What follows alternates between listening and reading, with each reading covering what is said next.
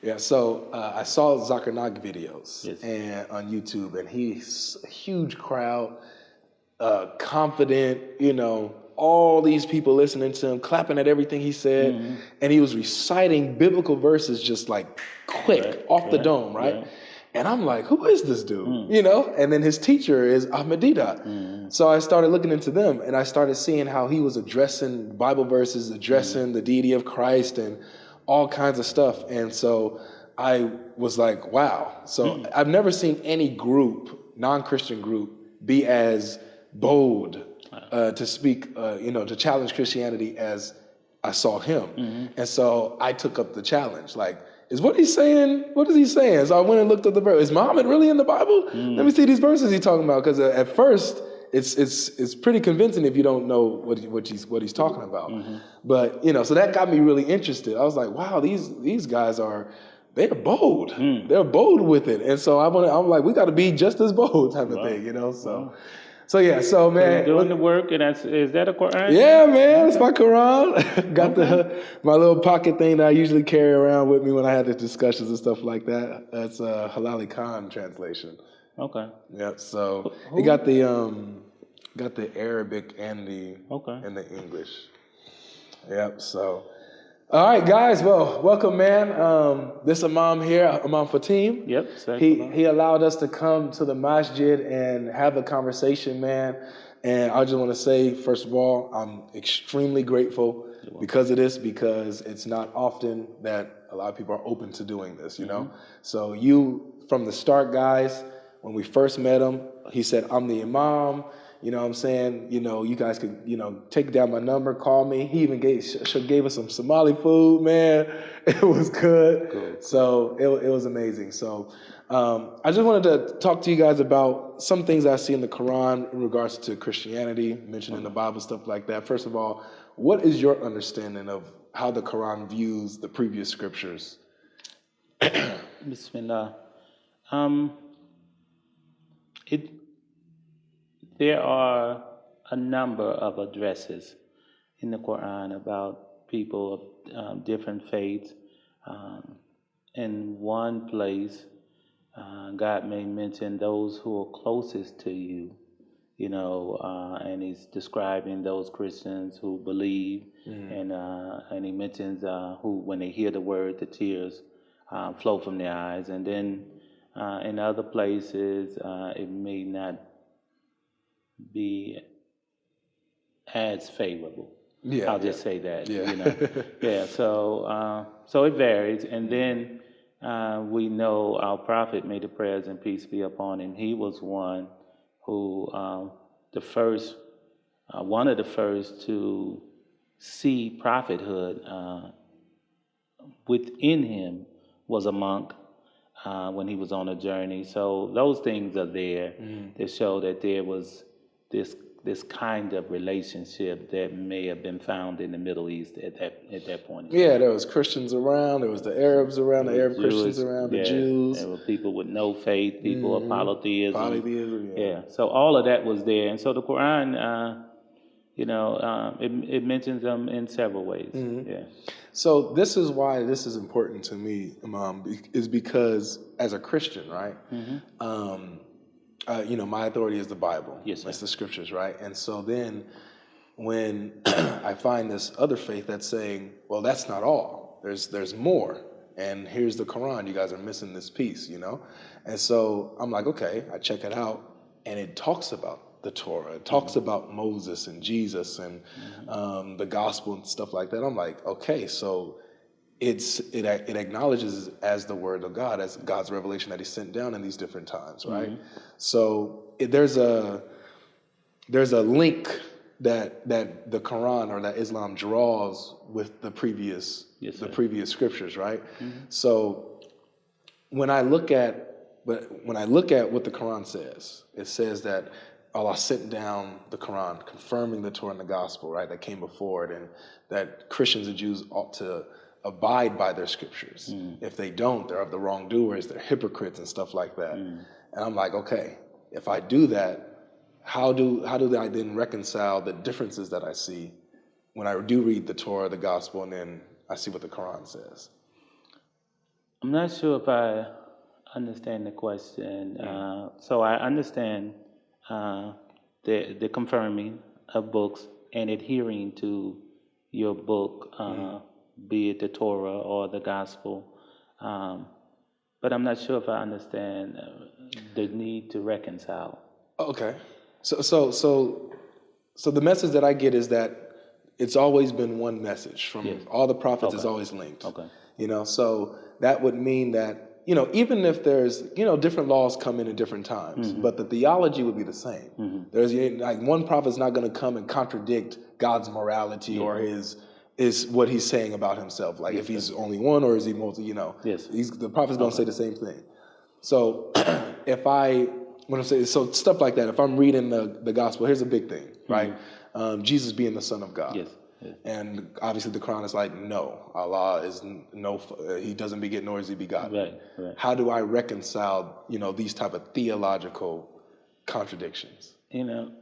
I would say I'm not sure that you need to if you're adhering to your faith.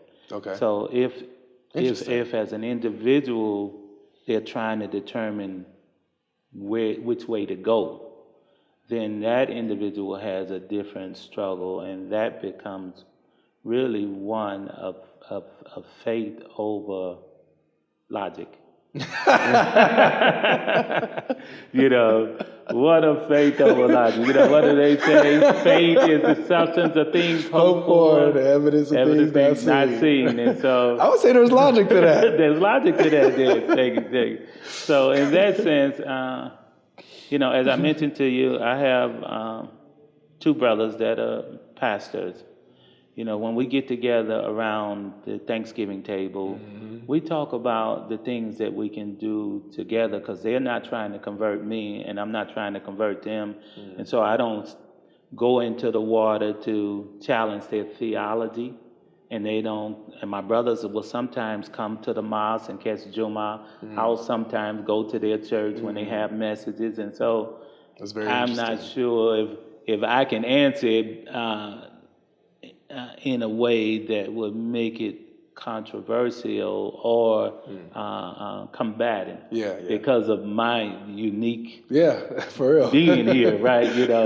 So we have a different relationship, and we have the church next door and the bishop, and we interact. And so we don't interact on theology because anytime you go into that water, it can get muddy, and it can get ugly, right? And so we don't talk about theology. What we do talk about is how we can clean the neighborhood up or how we can help the people who are less fortunate.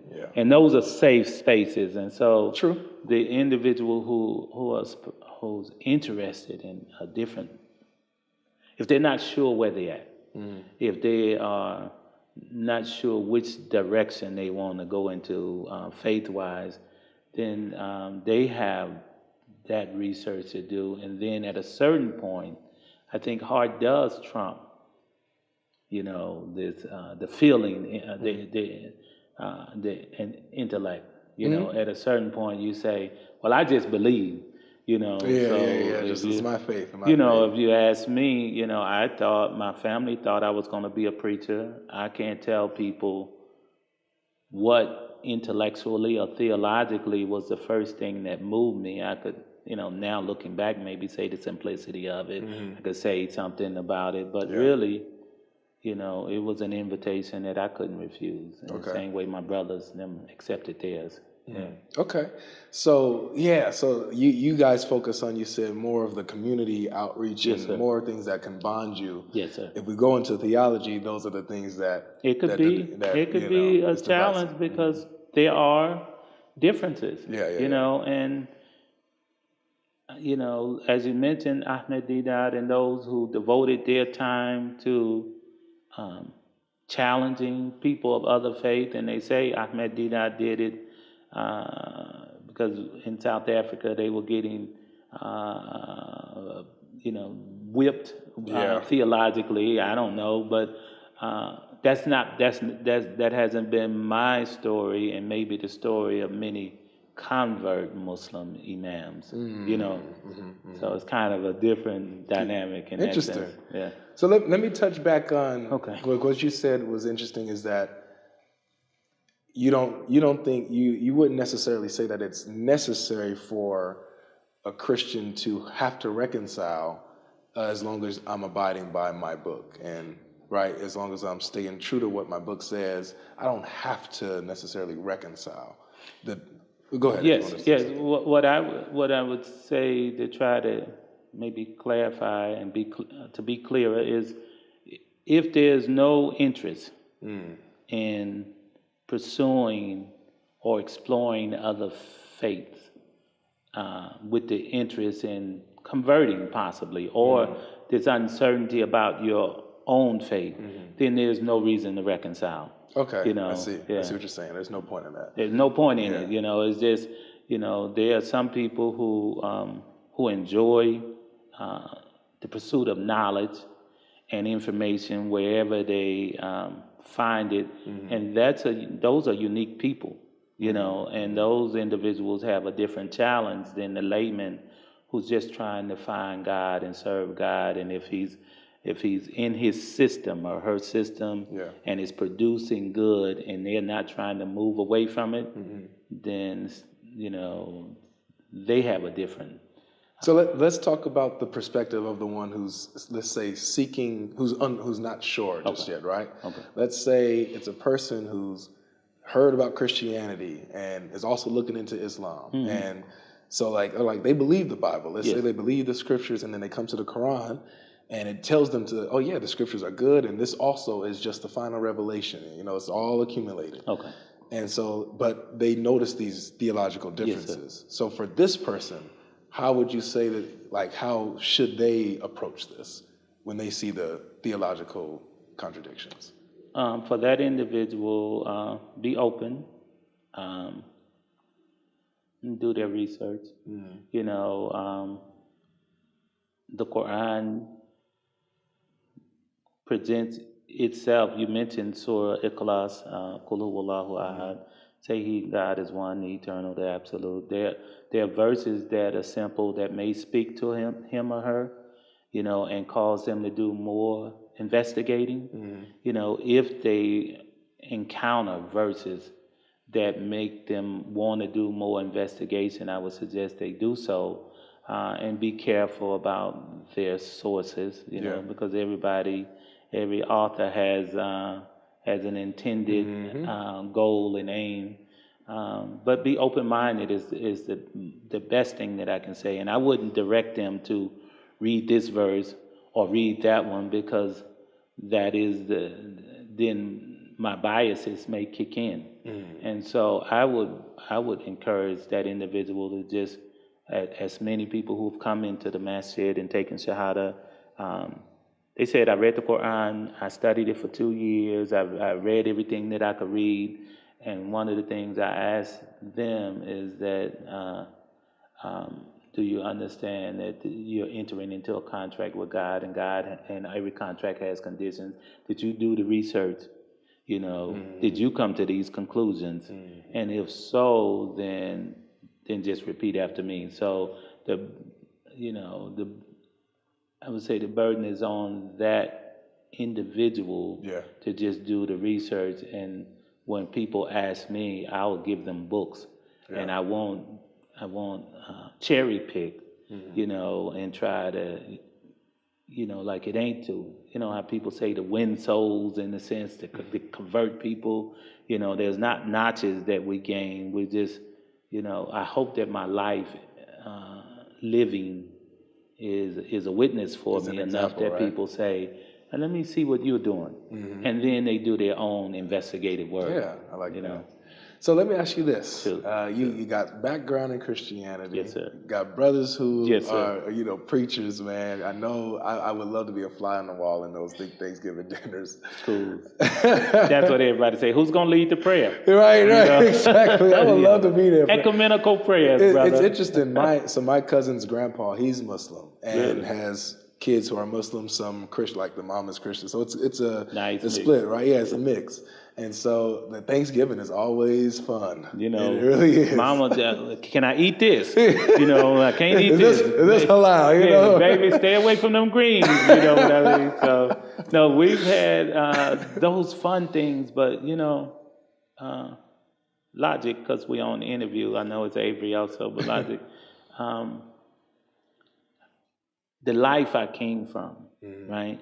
You know, the life I chose before becoming Muslim was filled with so much chaos that my brothers are just happy it's not that chaotic life. So, you know, when many of the people who come to Islam coming out of prisons, they're not, it's not a theological, in-depth awakening as much as it is a system that has helped them be better human beings. I see. You know, and so that's, you know, my grandmother, she said, my mother was like, he believe in that Allah stuff, right? You know, that Allah stuff. You know, and my grandmother, who probably had a third grade education, she said, do we believe in God? And she said, yes. She said, that's enough. You know, and just her simple understanding was what, I hope most of my interactions it gets down to that basic statement, you know, and I don't want to, you know, let a preacher get up here, a preacher will talk, but I got so many, 55. Yeah, there it is. So my friend was buried, Eric Chester, Thursday. He had come home from prison. He was went at 15. He came home at 32. His mother and father are Christian preachers, right? And he told his friends, make sure I'm buried as a Muslim. And that was a challenge for them, but they respected his last wishes, and they buried him as a Muslim. And then they had a memorial yesterday. I went to it. The preacher got up, and the first thing the preacher said was, Assalamu alaikum, right? And he was Baptist, dude. And then he said, all I know is that he loved God. Like he went to the most basic and fundamental, you know, connecting piece instead of saying, you know, he said, he asked him one day, he said, Eric, when you coming back to the church? He said, Pastor, you know I'm Muslim, you know, and they had this relationship, so that's dope. That's how I try to live, okay. You know, so. So now let me ask you this then too, with that background. Yes, sir. How do you view Jesus? You know, my relationship with Jesus may have been influenced by my relationship prior to coming into Islam. You know, all Muslims, we all say we love Jesus. You know, Jesus is mentioned in the Quran a number of times, Isa and stuff, right? But I view him as the Quran has taught us to view him as a prophet, as a miraculous, born miraculously, born by a virgin mother, you know, with miracles performed. It's as the Quran has presented it to me, and I would just say with the love of somebody who was also Christian, you know. So how do you make that transition? Because obviously, as a Christian or with a biblical view of Jesus, is very high, right? It's not.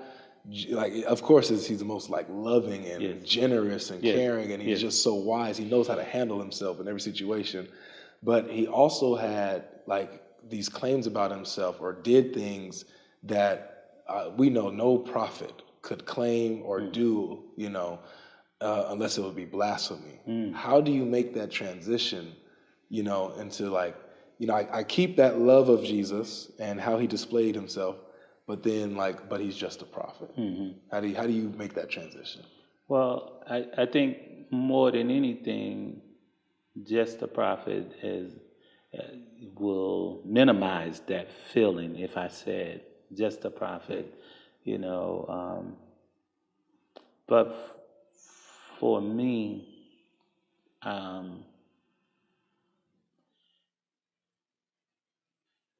it, it wasn't two things, I'll say. Okay. One, when I was raised in the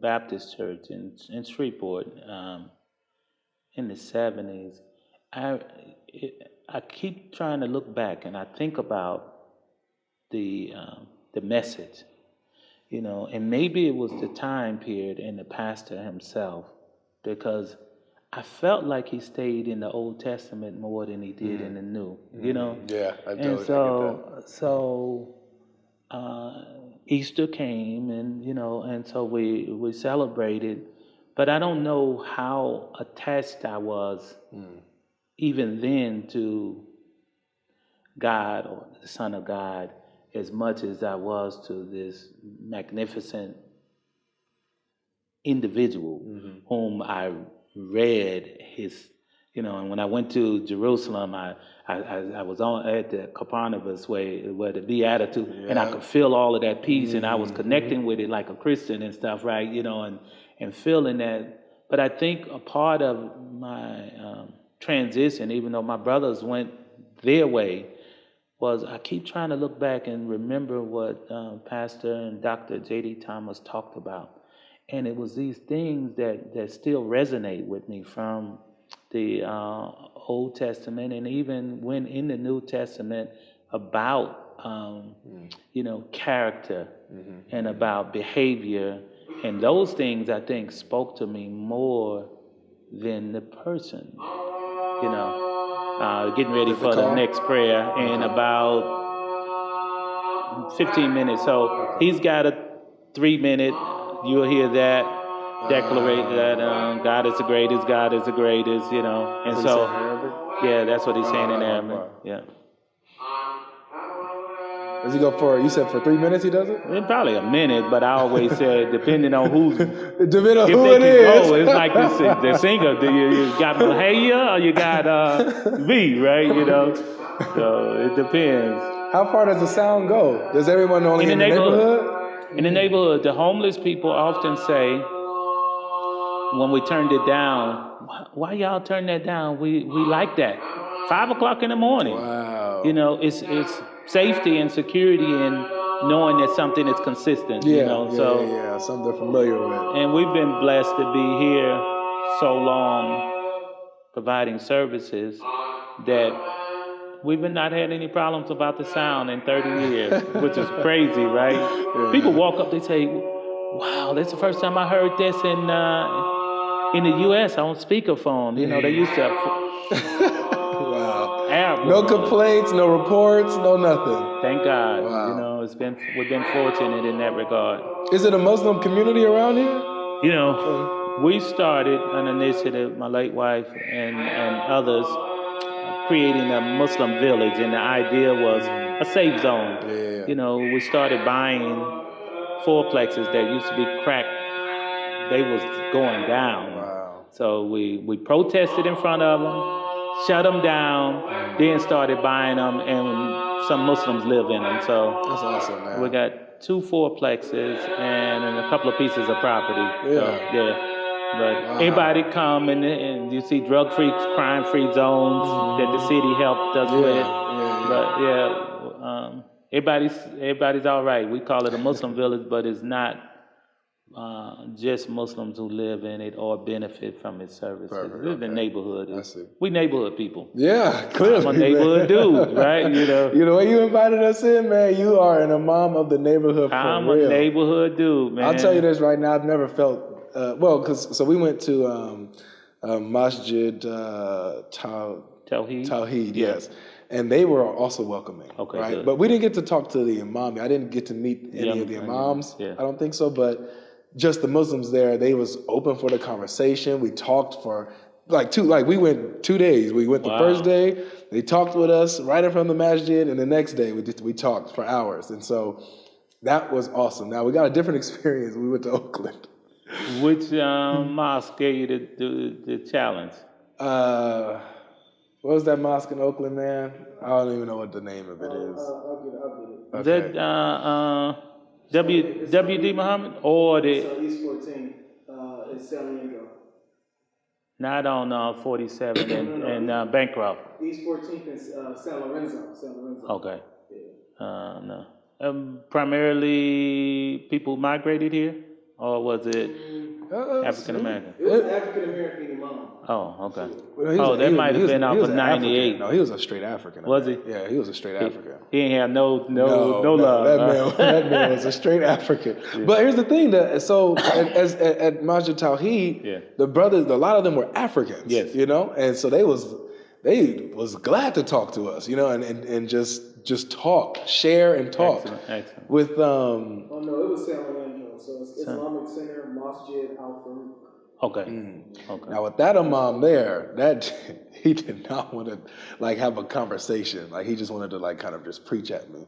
So when I tried to like, okay, you mind if I jump in here? He just talking, and he was like, you know what, you don't want to listen. So I'm like, no, it's not. I just want to converse with you. Yeah. And so he's like, you guys can just leave, you know. And so it's like, it just wasn't one of our young guys, he must have been following some of it because he mentioned some of the things that Muslims have said, you know, and it wasn't flattering. I guess they didn't want no part of you. And here's the funny thing. Yesterday we did a live stream. Okay. We did a live stream on TikTok, and we was like, for the Muslims that have a problem with God logic, right?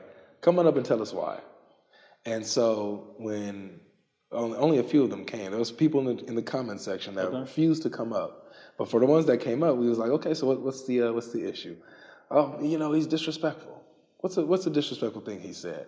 Oh, you know, he said that, you know, Muhammad's a false prophet. Why did he say that? You know, he's yada yada yada. Okay, so he gave his reasons on why he believes that Muhammad's a false prophet. Yeah, but that's just, you know, he shouldn't be saying that. But it's the middle of the conversation. Do you believe that Jesus is God? Right. No. Oh, but you're allowed to say that. Yeah, but you can't. You know. Yeah. So it's stuff like that. That's, you know, sensitive. But, I could imagine. You know, and I think the answer for any of us is, you know, and you've heard it if you've been around Muslims. What do they say? The chapter 109. Oh, you believe? You. I'm not a Hafiz yet. I'm working on it. Well, I'm not. You know, I figured you might be logic. You know, hey, you know what? I met a brother a long time ago. We were feeding homeless and stuff, right? Near the shelter, and a brother come up to me. He's old. He's dusty, kind of, and he says, "I'm a Hafiz, right?" And I said, "Oh, you're a Hafiz, right?" He said, "Yeah, in English." Which is amazing because, 6,000 verses in English. And I said, oh, yeah, give me something. And he put it on his voice like it was amazing. Went right into into Baqarah. And I'm like, wow, that's every time I see him, I be calling people over. You got to come do it. You got to tell him. So anyway, but at the end of the verse, it says, to you be your way. You won't believe what I believe. I won't believe what you believe. To you be your way. To me be mine. And so at the end of the day, I think that is the case. You know, in some instances, you know, dialogue for good is different than dialogue for controversy and aggression. You know, we got enough of that in the world, you know. Absolutely. So I'm telling you right now, my viewers are going to love this conversation because it's going to be refreshing. Wow. You know, because it's to be able to, one, get an imam to sit down with you and take the time and just chat. Like we're talking, and they're gonna. I'm loving it. They're gonna, and I want you to see it. I'm gonna come back and be like, did you see this? Send it to me, because otherwise I'll stay clear. Because I like you. I like my cameraman. Yeah. You know, I don't want nothing to mess that up, right? You know, it's like, nah, y'all sure. cool, young dudes. For sure. Can I ask you, how old are you? I'm 29. How old are you, sir? 29. Wow. So yeah, we this is what we do, man. So all right, so before the call, let's talk about Jesus. On that note, tell him your biggest conversation on your channel. Oh yeah, so the biggest conversation on my channel was, so I was in like in San Diego, Balboa Park, a lot of traffic, Muslims, Christians, whatever, and so we have a tent that we put up, to invite people for conversation. So two young Muslims came up. One of them was Somali, and I think the other one, I don't know what he was, but anyway, they came up, and this conversation got 630,000 views. Crazy. Completely surpassed all my debate videos, all my controversy videos. Wow. And it was just us kicking it, talking, yeah. And they was challenging, like, if this is true, then why would Jesus say this? Here's the answer to that. Oh, okay, and they're getting understanding, and I'm challenging them on the Quran, and we're getting understanding of stuff. And it's just a conversation and us listening to each other. No trash talk, no none of that, but just exchanging and challenging ideas and listening to each other. Best video on my entire channel and all my long form content by far. People want peaceful dialogue. Yep. They don't, you can turn on anything and get combative. Yeah, get all the fights and stuff like that. Confrontational, yeah. So it's those conversations that I love the most. I like, when I talk to someone who can't be honest with me in a discussion, or like can't have this dialogue, I can't do it for long. I'll be like, you know what, man? You cut it. Yeah, I'll be like, have a good day, man. I'll tell them, look, I have nothing bad against you, but as far as conversation, we can't go. Right. And so I was like, so just take care of yourself. Smart. So some of them would respect it. Some of those would be like, oh, you're running. No okay, way. I'm running. No way. I'm running away, man. Say whatever. I'm running. So, but yeah, so that's how it is. It depends, I'll take a look at it, your videos and stuff. I don't know, man. I don't want you to. Right now, keep my feelings the way it is. Y'all good dudes. Let's keep it good, right? Yeah, you send me to whatever. Yeah, I'll send you this one. Send me this one.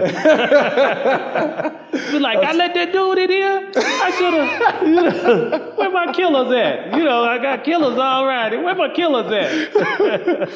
Oh my gosh! Oh man, this is funny. Yeah. Okay, so yes, sir. So you was talking about So you wouldn't say that Jesus is just a prophet to you. I said, to me, just a prophet just sounds like, and there's a Quranic verse that puts everybody in this, the major prophets and then minor or messengers, but when you think about any of them first, especially nowadays, because you have people who say they prophets, you find that in the church all the time, right? So just a prophet would be, look, that's a whole other conversation. Look at it. Second, third hand embarrassment, bruh. So anyway. That's a whole nother, so just a prophet may generalize something that's big and God ordained, you know what I mean? And what Christ came with was miraculous and transformative. And Absolutely. so there's no way to make that small. I just, my faith tradition just don't make him God or. Let me talk to you about, because this is interesting, man. Now, when I was reading the Quran and finding out about what it says about Jesus, it honestly blew my mind at how, because, man, so let me just tell you. So when I talk to Muslims and they'll say, yeah, he's a prophet, well, he's not son of God or anything like that. He's, just human, like the prophets. He just was, ordained and assigned by God and born miraculously and stuff like that, right? Did miracles through God, God did works through him. Got that. No worries. But there's places, man, like, for example, it calls him Allah's word, right? Or that he cast down to Mary and a spirit from him and stuff like that. And I'm like, how do you read those verses and think that he's like just merely human? Right. Not just say just a prophet, but merely human, a human prophet, let's say. It seems that it gives him more, than that. What do you think about that? I think in the same way that beauty is in the eyes of the beholder. The reader reads through the lens and sees through the lens of their orientation. And for us as Muslims, with all of those things, some of them maybe even unexplainable, we still see and hear through the lens of what they refer to as Tawheed, God being one and eternal. Yeah. So I wouldn't try to rationalize it for others. I would just say the lens and the orientation is what we see and hear through, and so everything that we read follows. Imam Muhammad, may God have mercy upon him, he used to say, follow the logic to its logical conclusion. And so if it starts here, then as a Muslim, everything that we read is going to be impacted by its beginning. Yeah. You know what I mean? Yeah. And so that's the ground's already been set. And your bus came? Did they order? Never came back out. He never came back out? You got the money ready and everything. Now Nadir is from, I'm sorry, camera people. Nadir is from Oakland. They was just in Oakland doing the work, man. And he's I'm from Oakland too, man. Where you from, North? All over. He said all over, man. Yeah, that's where my mom from, Sabrina. Let's fly. Yeah, that's where my mom from. Y'all the Mickey Mo and all them people from the block, huh? So thank you so much, man. Allah bless you. Wednesday, I'll be around. Okay, sorry about that, Sheikh. Okay. Walaikum assalam. Walaikum salam. So then, okay. So you're saying there's a starting point with how they'll read the Quran and they just carry that thread. So everything that they see in the Quran, they'll read through that lens that has already been established, right? So, which I understand. This is why, it's similar for me. I start from the previous scriptures, right, and I'm reading. I want to be honest to what the Quran says itself, right? But at the same time, I do have a lens of what I've seen. Like in the gospel, it says in the beginning was the Word. The Word, Word was with God. The Word was God, right? And the Word became flesh, dwelt among us. We saw His glory as the only Son of God, right? And I'm like, it blew my mind that even something close to that was in the Quran. That Jesus is Allah's Word, that He cast down to Mary and the Spirit from Him, and I was like, yo, that's too close. But you begin the conversation by saying that the Quran or Islam boasts of being a continuation of previous scripture. So for those connections to be found, kind of supports that rationale. Yes, so that part of it though. Okay, that part of it. So because you have that part where it's like, okay, yes, that's the link, and I would expect that type of link, right? Yeah. But at the same time, there's the other stuff there's that disconnect of the link, that He's the Word of Allah, but He's merely a man, and just like His mother is just a human and stuff like that. And so, according to the gospel, the Word itself, the Word, He is God. He's one with God's essence, and He reveals who God is, right? And comes in the flesh. And so there's that fundamental disconnect with the identity of Jesus and and His nature. You know what I'm saying? So there's a link, and then there's that disconnect at the same time. I understand. So it's fascinating to me. Yeah, I think so. And I don't know. When I talk to my brother, or he talks to me about it, and he was, I'd say he's Kojic, but he was apostolic, and apostolics got a little, when I talk to apostolics, they almost make you think that they are completely monotheistic, first, and then I listen, and so I'm saying that to say that it really comes down to how you're looking at it. You know, you see the connection, and there's obviously going to be some disconnect, because if it wasn't, we'd all be one happy family and proclaiming the same thing. Probably still be Kojic. We'll still be. You ain't Imam Kojic? No, I'll be pastor from a Baptist tradition. My mother raised us missionary Baptists. My brothers them ended up Kojic, which is Kojic wasn't even, you know, in the South.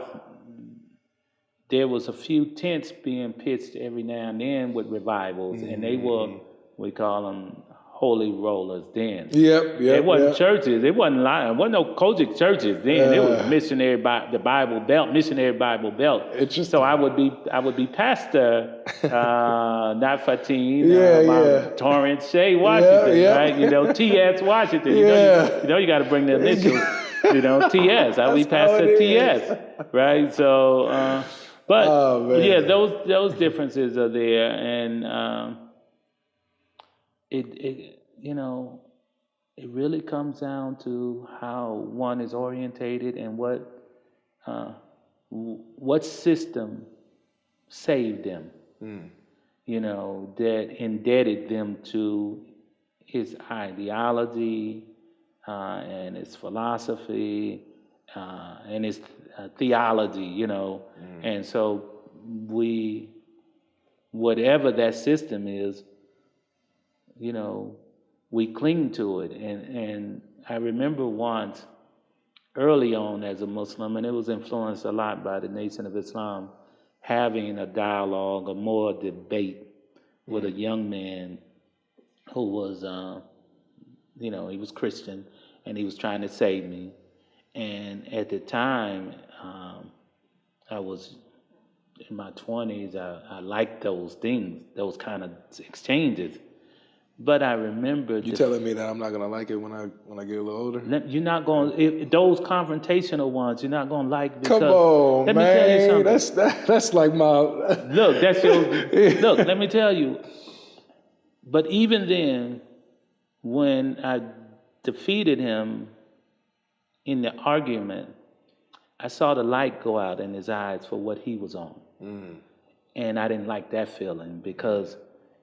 we were actually in prison at the time, and he was holding on to something that was saving him and giving him hope. And if I'm not going to give you something, and I'm just going to make you hate what I'm on, but also weaken you in your faith and tradition, did I do him any good? And so I committed myself then to never being into an argument or a debate or confrontation, or I wasn't going to try to defeat people, you know, logically. You know, if somebody asks me a question about Islam and I can answer it, I'll answer it and preference it by saying, for me, this is what works. So I won't, you know. So anyway, that's how I got to this place where we're able to have such a nice dialogue. 'Cause, you know, I don't think I could have defeat logic in his, and you know, in his you prepared, right? But I wouldn't have tried either. I would not have tried, and I would have just stayed in this safe place where I'm happy with what I've chosen for myself, and you know what I mean? Yeah, I hear you. So that happened to me when I was young, and I remember this look, and I said, I don't never want to do that to nobody again. You know. So for me, I like what you're saying, because I try to make sure that I pride myself on, when I have my conversations with people, it's to not win the argument, but to win the person. It's exactly what you just laid out beautifully. And so that's why you know, like, you know, a lot of people appreciate kind of my approach, you know? My style, You know, it's hard to imagine you being this other dude that I've been told about, because you actually got a decent disposition and mannerism. I guarantee you. So, I mean, I would like to watch my own videos with you just to see how you react. But I promise you, I guarantee you, it's just like this. Except for when the people when they bring a certain type of energy, I do have to respond. Yes, but not necessarily like Like, because I get insulted all the time, Dude. and I take it on the chin a lot. Wow. Like, I will okay, yeah, but can you answer the question though? Yeah. Can you stop doing that? Can we deal with the verse? Type of thing, you know? Nice. That's what I do a lot. Every now and then, I'm not gonna lie to you. Every now and then, one glove might come up. Avery show up. Avery show up, man. Every now and then, but still, I ain't gonna cuss him out. Right. I'm not gonna, it gets to where I make the person look stupid. Yeah. You know, but that's never my approach. You must have done it a lot then. I do. Okay. So like, there's an example. Okay. Never mind. That's another story. When I come back next time, come back and we're gonna watch some videos together on the screen. Yeah, let's do it. And then be like, "Oh, dude, what's up?" You know, let's do it. I really want to do it. That'll be plan so dope. something like that after Ramadan, and God willing. Okay, for sure. You know? So, all right. So, last thing. Okay, sure. And I'll let you go. I don't know, but I'll let you go. Yeah, it's coming. Prayer time is coming. Okay. Cool. So, last thing. Okay. Yes, sir. So, crucifixion of Jesus, dying for our sins is a huge thing, obviously. Yes. As Muslims, chapter 4, verse 157, he was neither killed nor crucified, right? Yes. Now, here's my question to you. Okay. Is how do you, because you have an understanding of the Bible, how do you see from the Old Testament, or let me just ask you this, are you familiar with the Old Testament passages that seem to point to what would happen to Jesus, what would happen to the Messiah, like Isaiah 53? Tell me. Okay, so Isaiah 53 will go like around the third verse. Let me just read it. Okay. Forgive me. Cool. Let's pull it out. Let's pull it out. Hafiz of the Bible now. He's like Isaiah 53. Passage. I can recite it. I can. But it's good to just pull it out. So you're not interested in pastoring churches, though? Nah, not pastoring, man. That's dealing with people. That's the key, like, man. I love people. I care about them. I want them to have understanding and knowledge. I just don't feel like God is calling me to be in four walls and stay in one place. I move around a lot, An evangelist. Yes, yeah. My mission is like going to the mosque on a Sunday, going to somewhere else on a Sunday. So whatever God says, if He calls you, you're gonna answer. I'll answer, definitely. That's right. That's my thing, obedience. That's right. So a few passages here. It says, so he was despised and rejected by men, a man of sorrows and acquainted with grief, and as one from